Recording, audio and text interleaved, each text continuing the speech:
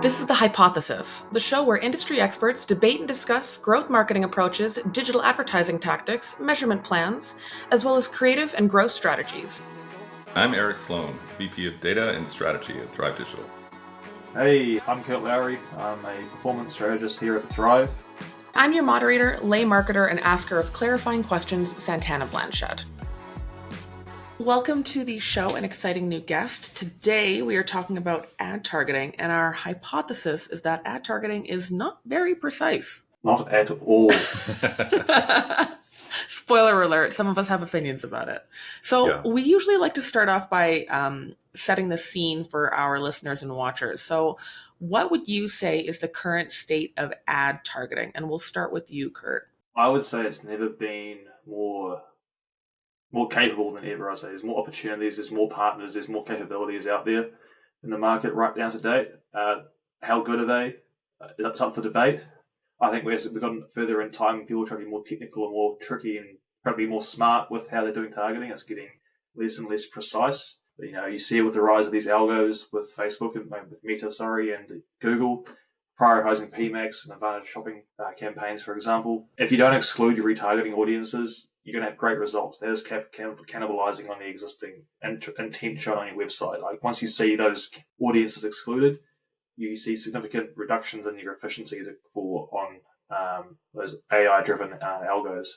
One of the things that I've always been a fan of is trying to see, hey, look, can we just run this campaign with very basic targeting? Like, do we need to have in market for sports bras and is 25 to 34 and last week was shopping at Amazon for a mountain bike? Like, do we need to have that level of detail in our targeting?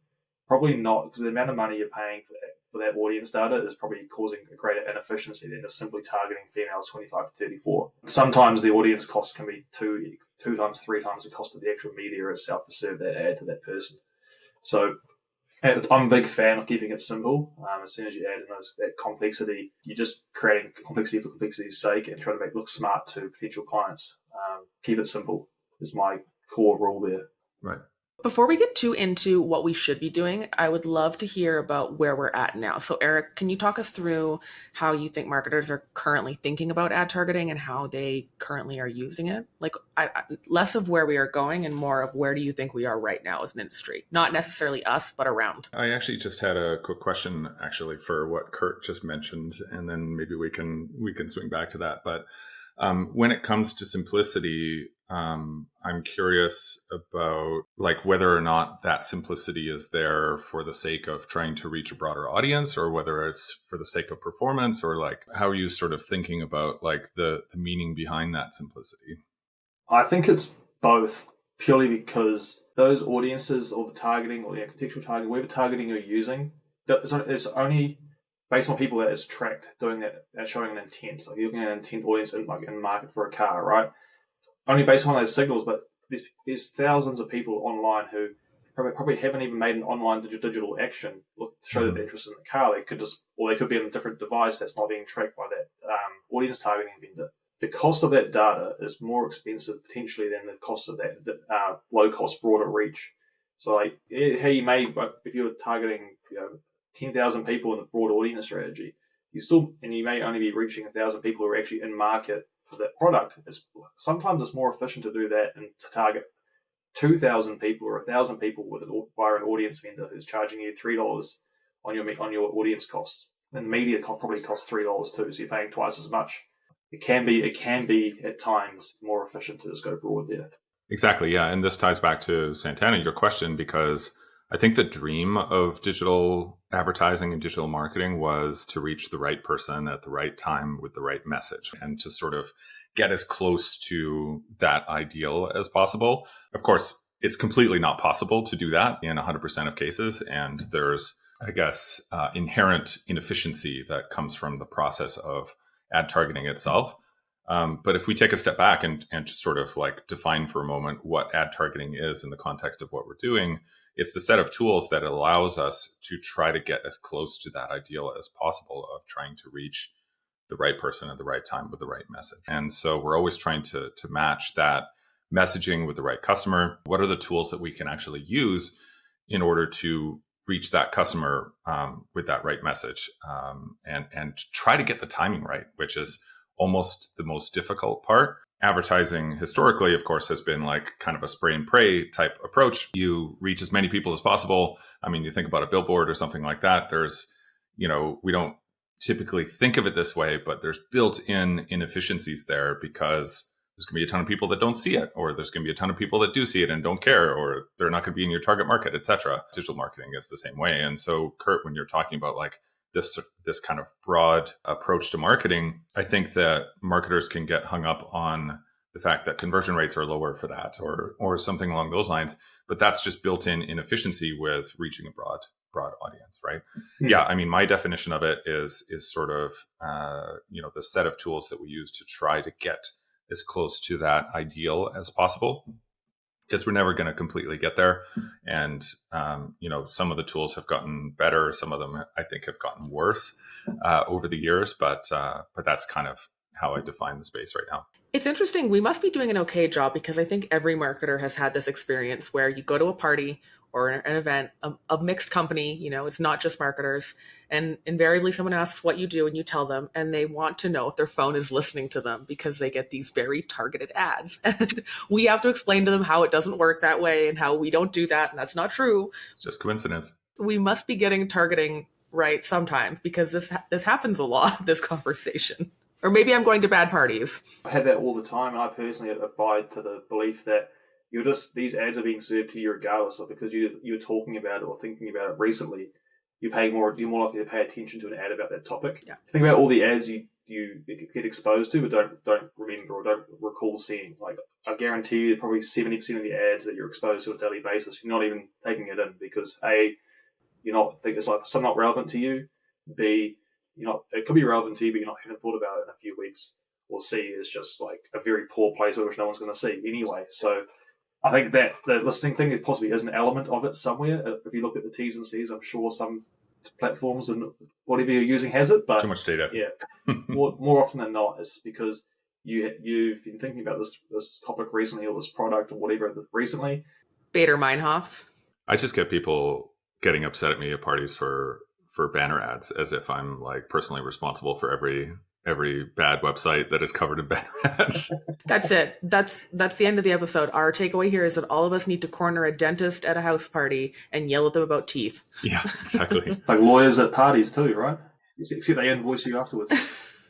So I guess my next question then is, we've kind of established what the current state is, which is we're doing our best, but it's not always terribly precise.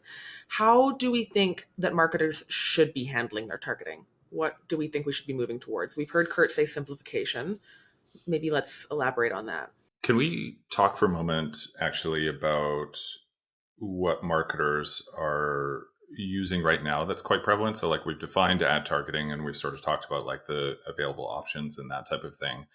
But I think that one of the big pieces that I've seen in the industry sort of almost take over, especially in performance marketing, is these broad audiences. It's almost like taking targeting out of the equation completely. Instead of targeting specific interest segments or demographics or something along those lines, you target the entire United States, and you sort of let the machine learning find all of the conversions within those audiences, right? And so I think it's important to sort of distinguish between that type of targeting, which you're sort of allowing the machine learning to find the appropriate signals, and the type of targeting where maybe you're targeting a specific demographic, certain region, or some kind of trait of the audience, and you're trying to saturate that entire audience without an immediate performance return in mind. I tend to call the former conversion-based targeting. You're determining the signal that you want.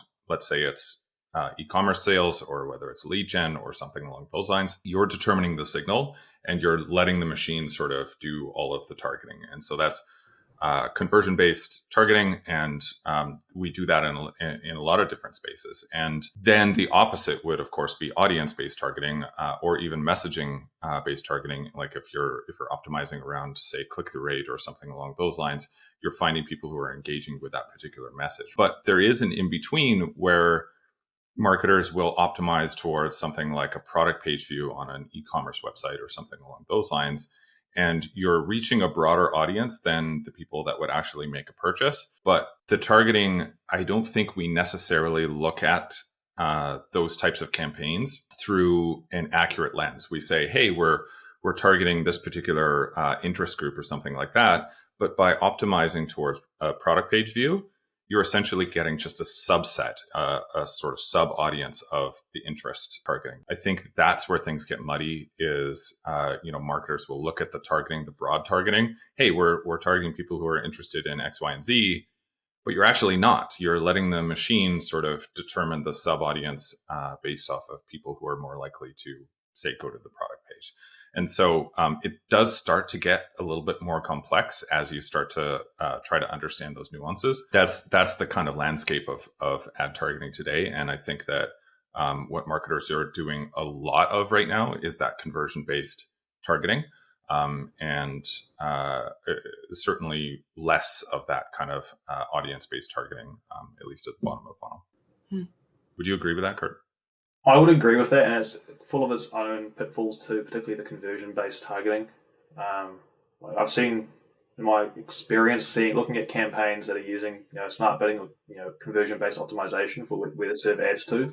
If you were to, in the world of programmatic, if you were to pull out a site list of all the sites you're serving on, I guarantee you wouldn't even recognize 99% of the sites and apps you're serving on, because at the end of the day, a lot of that inventory that you're potentially buying is maybe not a real person, because it's potentially a bot just clicking on the ad and going to the landing page because that's your KPI. So the algorithm's going, oh, I need to find people who are going to click on ads. Oh I now got a 2% CTR through this random app like Talking Tom, which no one who's 30 to 40 years old is going to be using during their workday. So it just, to me, is like a lack of real thought from marketers around how they are assessing their campaigns and how they're setting up to succeed. A lot of these issues can be solved very quickly. It's a very simple thing. Just look at your site list. I don't recognize any of these apps. Why am I buying on a calculator app? Everyone's got a native calculator app on their phone. Why?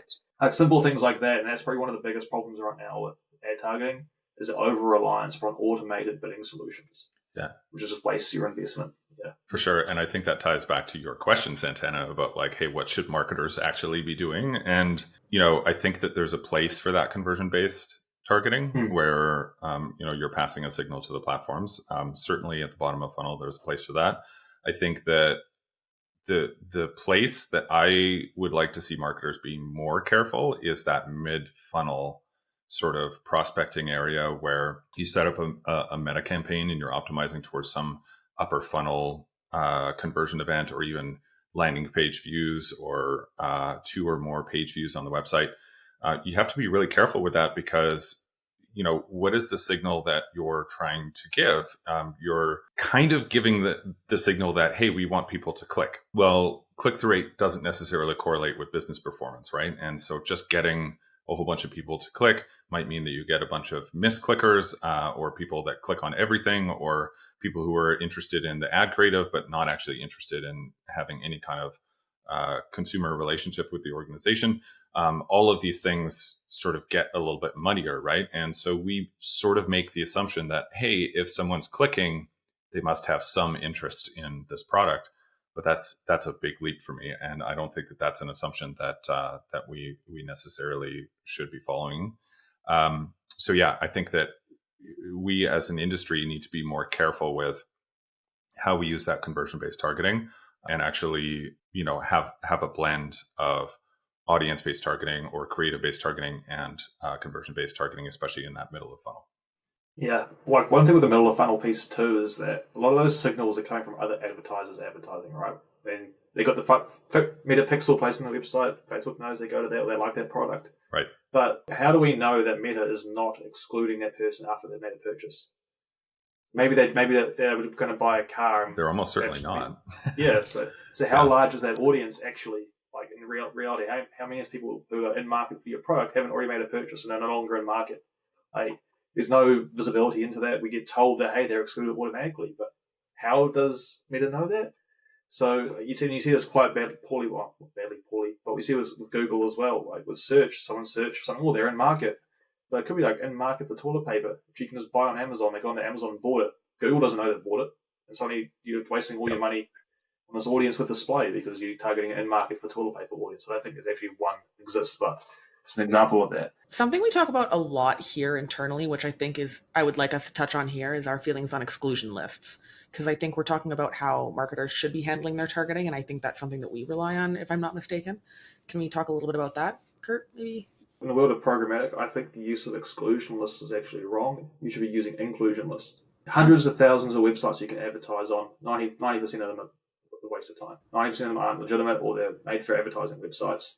You're better off having a list of between 100 to maybe 300 of the stretch websites that you know the vendors, you know the reps there, you know what they're about, what their placements are, all the detail, and just serve your ads on there. You can get 90% of your audience reach on those sites.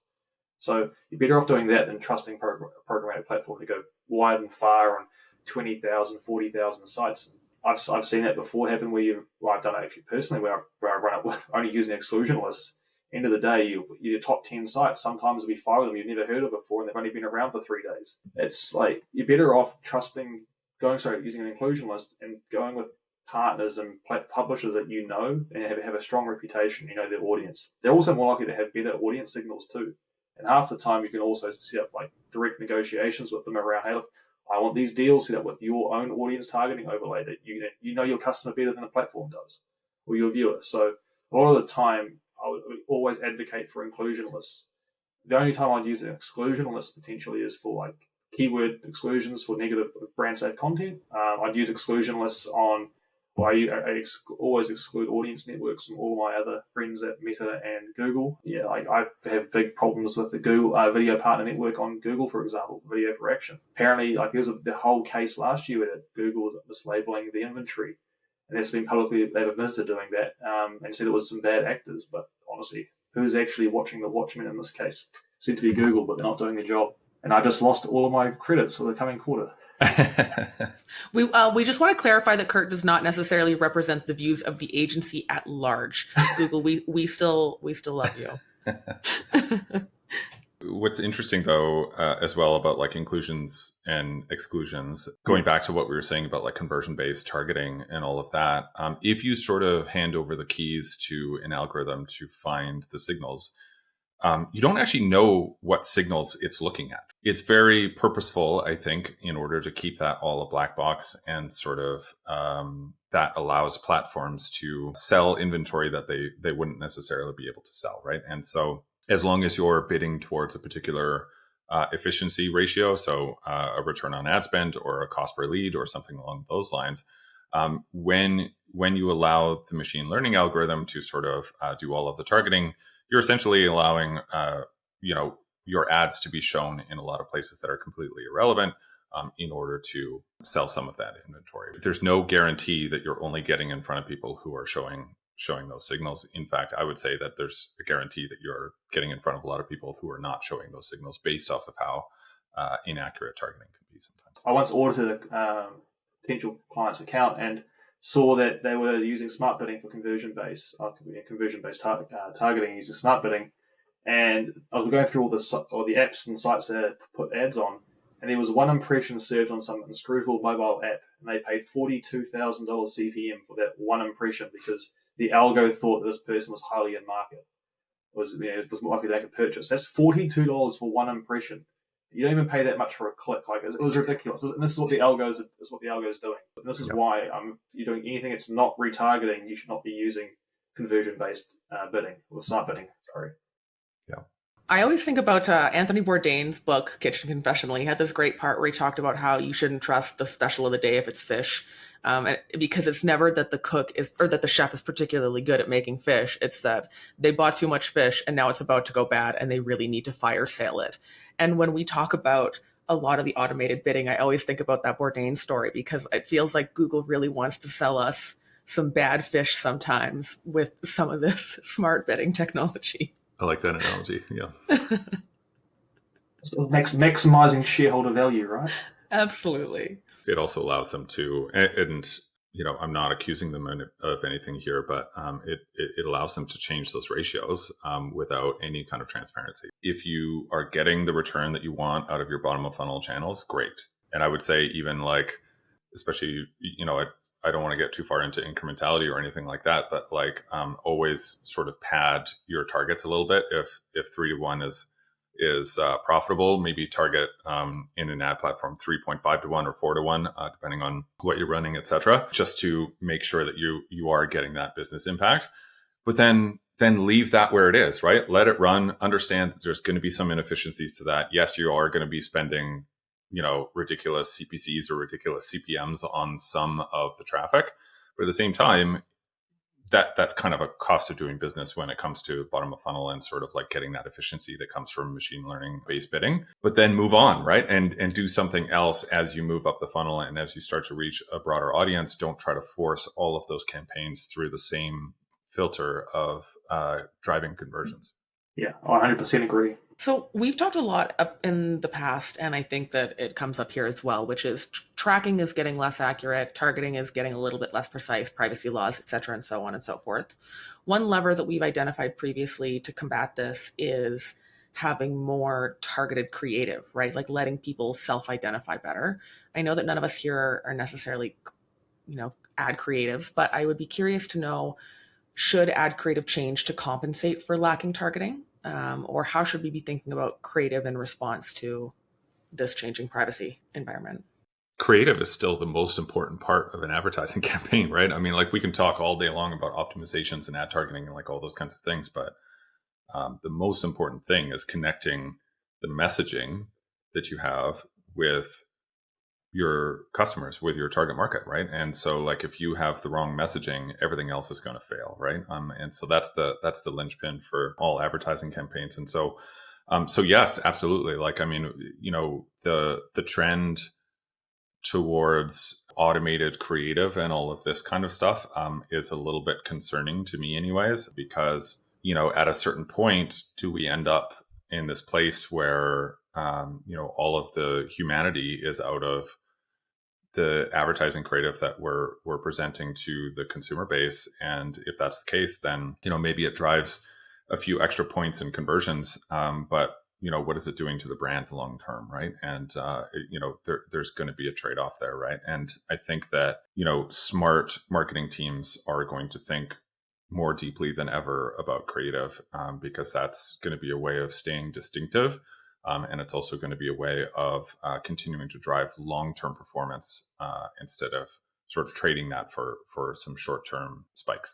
One thing I actually want to add on there, Eric, before I pass to you, Kurt, is I think I can't say what AI is going to be in 10 years, but one thing I do know right now as a creative is that it is an amalgamation of the information that it has, right? Like it amalgamates data in order to like make logical conclusions, and what ends up happening is homogeny. And especially in creative, like for me as a copywriter, I see it all the time. Like if you feed it enough stuff, it's going to produce an aggregate of what it's been given. And some of the best copywriting you'll ever see is somebody who did something really weird, took a really big swing.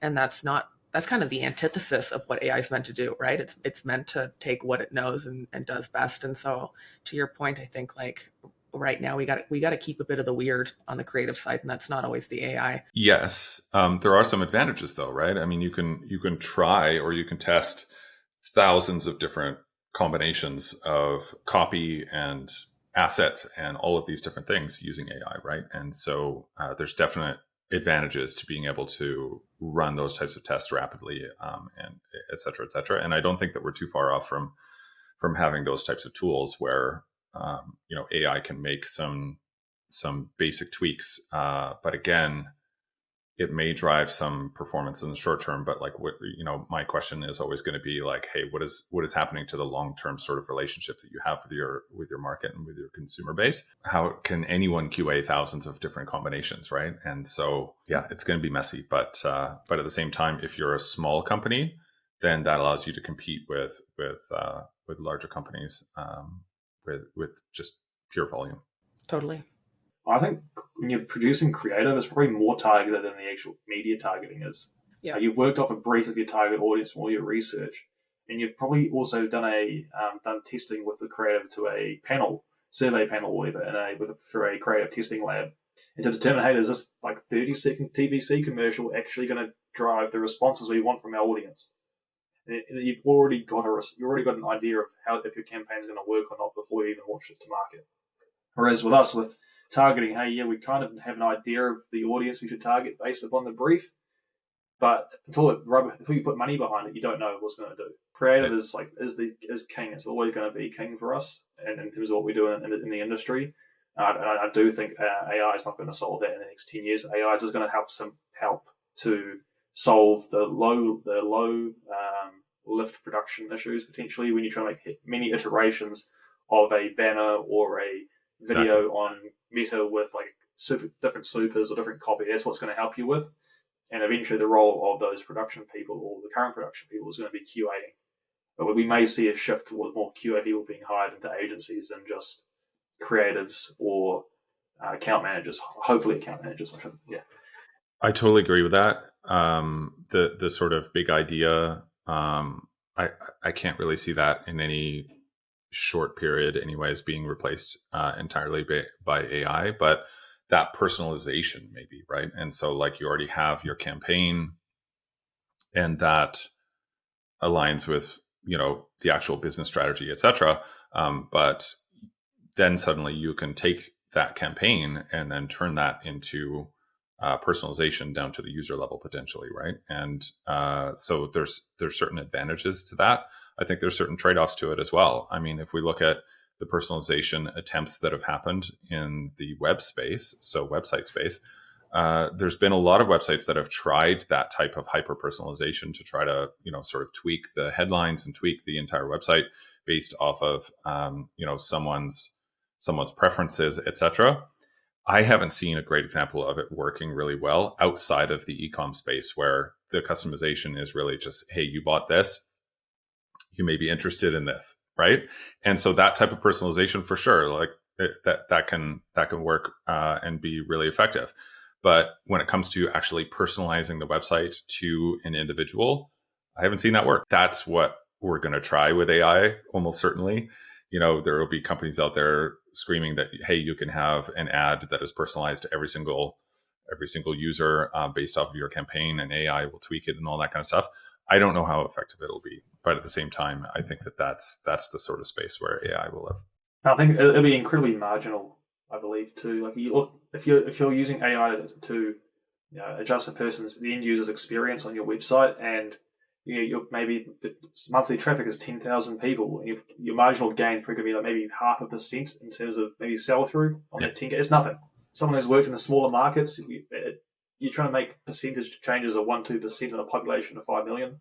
Doesn't work. People are lucky in larger markets like the US, North America in general, or in parts of Asia. Like, you're making a 1% change on a population of 400 million. That's an extra 4 million people you're seeing or driving through your sales funnel. Like, that's where it makes sense. But if you're a local brand who's selling pies out of their bakery somewhere in a small town, Montana, you're not going to do that. It's the gains, the time and effort put into doing that, it's not going to be rewarded in the back end. Kurt, you said something earlier that I want to rewind and chat about because I think it's really interesting. We talk about it on the creative team a lot, which is you were mentioning that you think basically along the lines of like testing big creative campaigns and survey groups and things like that. I actually think one of the benefits that performance marketing and the creative of it have for smaller and medium-sized brands is that you can run different creative concepts on your platforms pretty quickly and see what gets good response and what doesn't. And I don't want to say it cuts out the surveying process, but you can almost do a better job seeing what targeting is working based on what concepts people are responding to, right? Like rather than having to go the traditional route of maybe survey groups or things like that. So I think that there's almost like some good targeting insights you can find by running different types of creative, no? Yes, absolutely, you can do that. I think that it buttons down to the production cost of producing that asset, right? If you're making 30 different images with different copy variations, it's probably going to cost you maybe $4,000-$5,000. But if you're making a big TVC and you're spending millions of dollars behind that, and the testing of that TVC is like going to cost you maybe 15 grand, I think you're better off doing that than pushing $1 million the TVC to market and testing that. I think it's about making sure that your production costs are in line with your testing budget, because like typical testing budget for on Meta, for example, might be $1,000 for the day, and you can pretty quickly get a readout because there's so many impressions there. It makes sense there, but not when you're doing a TVC. I was like, some of the best work I've seen with TVCs was actually was created by two guys in a boardroom having a few beers. Like, Those have been the most award-winning campaigns I've seen. Again, I don't think AI is going to solve that. AI doesn't get intoxicated, but sometimes the results make you think it does. We at Thrive do not endorse drinking as a means or a vehicle for creative output. Oh, this is previous experience. No, I'm. What do you mean? Yeah. What did Hemingway say? Right drunk at it sober. Yeah, exactly. The thing that I struggle with when it comes to like testing creative on digital by looking at the performance of it and sort of like getting that like kind of rapid sort of feedback. I think that there's some assumptions that we put into that as marketers that may not hold true. And some of those assumptions are that like, hey, these ads are being served to the same people. So the one that performs better is a better creative. But unfortunately, we're putting those creatives through this network of different algorithms and incentives on the ad platform side. And it's a mess, right? And I'm just not sure that if we test creative that way, we're getting like a definitive answer, right? And so like to Kurt's point, obviously it depends on the investment and various different factors.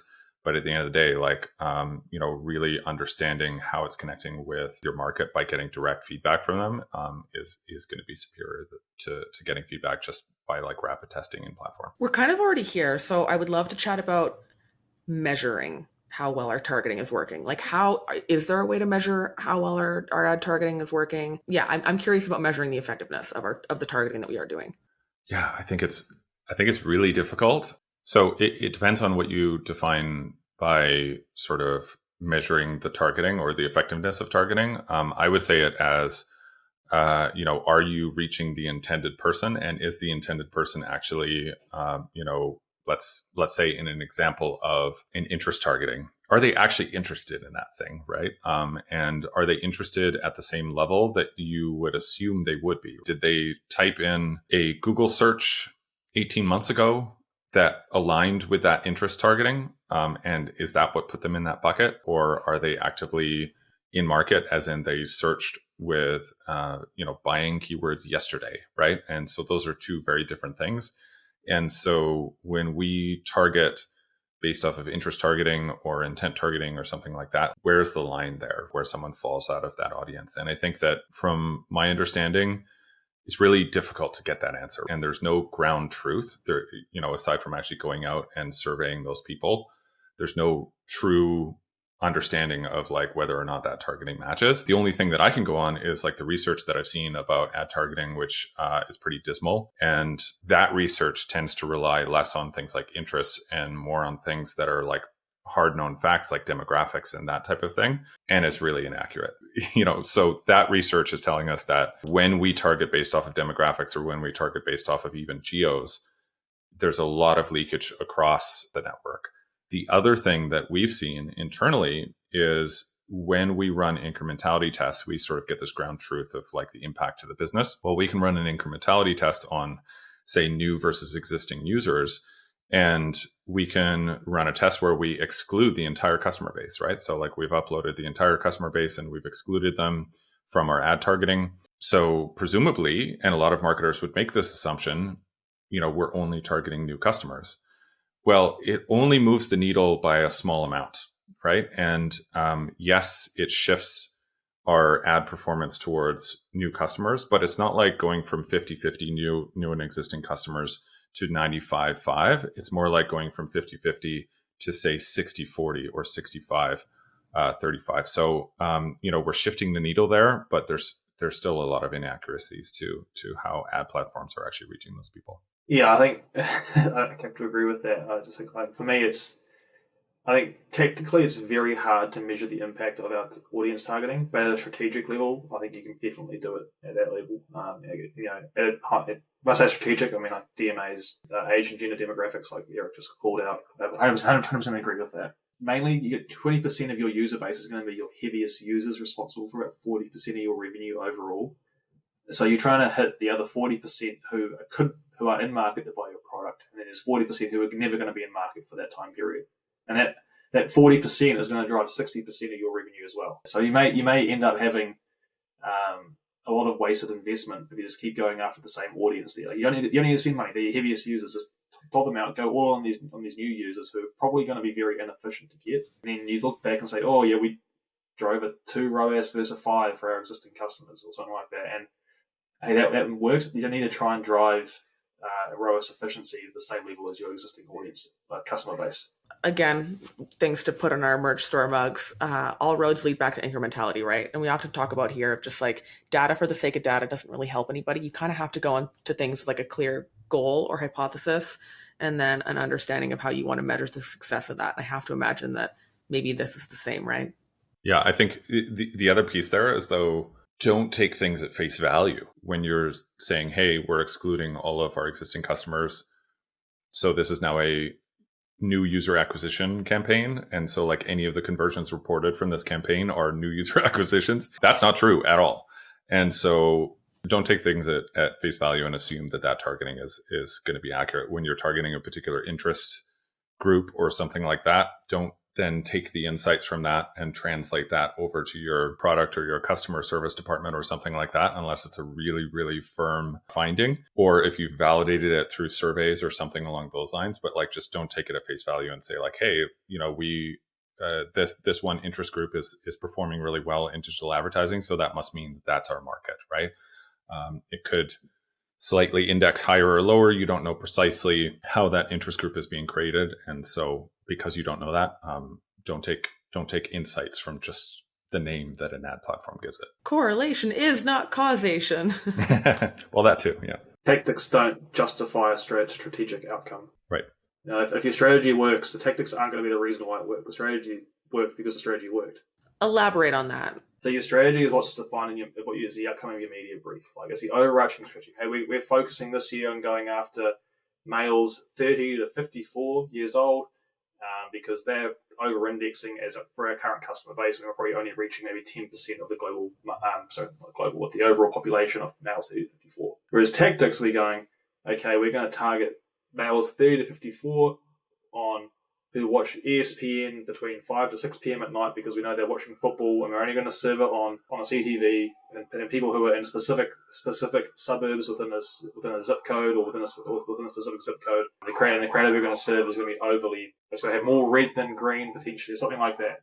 I guess when you're getting very narrow like that with your target and you're having multiple of these target sets, hey, one of those might work really well in driving a specific outcome for your business, but that outcome of that specific tactic is not your best performing part of your strategy. The strategy is doing that specific broken down targeting by color, by time of day, by device, by gender. Like that's your strategy. That's your strategic overlay. And so when you provide that feedback about the tactic working really well, and you take that back to the business, the client in this case, and the marketing team, and they share that internally, the whole business will pivot as a result of that. Oh, we've got to focus on what's one specific subsector of this market. And if the business orients around that, then they're going to restrict their growth quite heavily because they're only going after one very small subset of their overall strategic audience. And I've seen this happen before. Me too. If you're an agency and listening to this, their client's going to leave you within the next 6 months because you've provided a tactical response to a strategic problem, and you can't proceed from there. And that's why a good marketer knows when to separate those two. Right. And as you go through your career and work up, you come into a business at the low level doing tactical work. That next step, when you're trying to get up the ladder, that next step is strategic thinking, and being able to differentiate between the two of them is going to do a lot. It's going to help. This is probably more of a self-help thing here right now for people's careers, but you're going to get ahead further if you can separate those two and know when you're talking about those two and silo them off. Probably one of the hardest things to do in the job as someone in an agency is converting those tactics and strategic insight. Absolutely. So strategy is where you're going, right? Like strategy is the big idea. It's like, what do we want to focus on? And tactics are the many steps that you take to get there. And to isolate one of them and to attribute success to that would be to undervalue all the other things that contributed to it. Is that a fair simplification? Tactics is what you do to get there. It's not how you got there. That makes a lot of sense to me. Eric, do you have any thoughts on that before we? No, I mean, I've seen it too, where you take some kind of insight from a digital ad campaign. One thing springs to mind where, we were targeting a very, very broad interest group, and it was technology or something along those lines, right? Like very, very vague and very, very broad. And it was outperforming everything else in terms of ad performance. But there's no insight there. There's no like actual business insight there because the audience that we were targeting was actually, it was like half the country or something like along those lines, right? And because anyone who's ever clicked on a Wired article or something along those lines would fall into a technology interest targeting. Really the takeaway, and this comes back to my point about taking things at face value, is like you have to think about the mechanics of what's happening here. What's really happening is that it was a really broad audience, and we just so happened to give, in this case, it was Meta, enough information or a big enough population pool to drive more conversions. This was a performance-based campaign, and this was sort of more in the early days of when we were testing out broad audiences and those types of things. And they work better because Meta, in this case, just has a bigger pool to choose from to find the signals that actually drive performance in this case. And that performance is not coming from our targeting.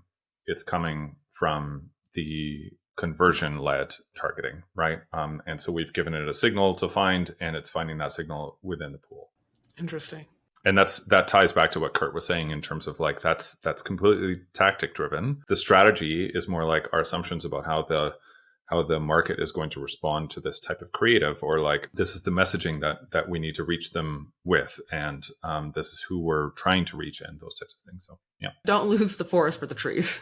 Exactly. All right. Was there anything else about targeting that we didn't get to that you think we should have or would be of value to our audience? I mean, we didn't talk about search at all, but I think that's okay too, because technically that's advertising, but it's more so along the lines of like shelf space, I think, right? And so like targeting there is more like choosing the aisles that you're serving your product on rather than trying to pull people out of context that they're in. Yeah, I was having to read a recent book by the Ehrenberg Bass Institute the other week. It's my favorite marketing science institutes. And essentially that analogy there, Eric, makes pure sense. Essentially, it doesn't matter about the color or how you dress up what's on the shelf. It's about the shape of it. If you are a car brand like Toyota, right, and you've got a very specific way that you show up with your messaging and everything you do, and that messaging is the thing that you see when you first type new car on Google, for example, you see that Toyota, and it's got the exact same slogans, exact same verbiage used throughout the search copy there. That's going to have a greater impact upon that person choosing to click on your ad than some random dynamic keyword insertion that's used to try and make that query relevant. So make the search ad relevant to the query. Right. Anyone who is wanting to get better at making sure that their ad is seen or their product is seen on a shelf should definitely be reading anything put out by the Ehrenberg Bass Institute, because it's heavily influenced how we look at our ads that we put into market for our clients. You want to maintain your brand positioning all across everything you do. Don't try and I'll link to that in the show notes for anyone listening. Oh yes, awesome. Yeah, no affiliate fees go back to Kurt. So just so everyone's clear. Awesome. Well, thank you both so much for joining me today. I think this was a really great episode. This has been The Hypothesis. Thank you so much for tuning in. For show notes or to get in touch, find us at thehypothesisshow.com or at Thrive Digital, both linked for you in our description box. And if you liked today's episode, we'd love if you'd rate and review wherever you're listening or watching. Thanks!